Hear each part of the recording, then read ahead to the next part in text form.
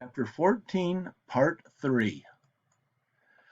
Let's look at a couple more relative pronouns, ce qui and ce que. So these are going to be relative pronouns where we don't really know what the antecedents are, and we're just going to say what. And this is ce qui will be for subjects, ce que will be for objects.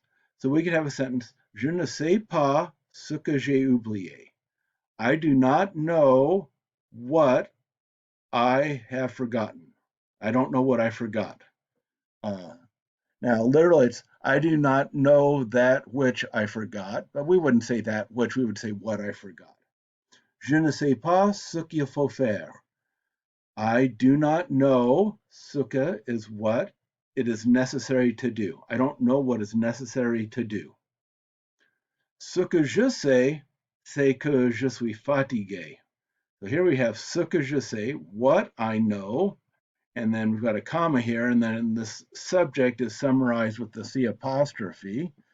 Um, uh, that so this would translate as what I know is that I am tired. So what I know is that I am tired.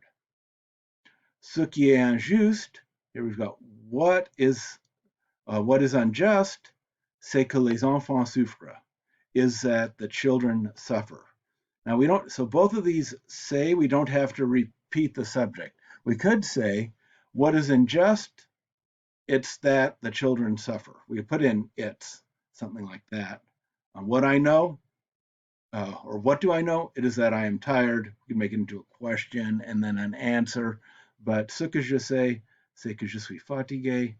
What I know is that I am tired. So here's a series of sentences that are all very similar except with different relative pronouns and prepositions. So worked really hard trying to figure these out, and then you can go check your written answers on the next video.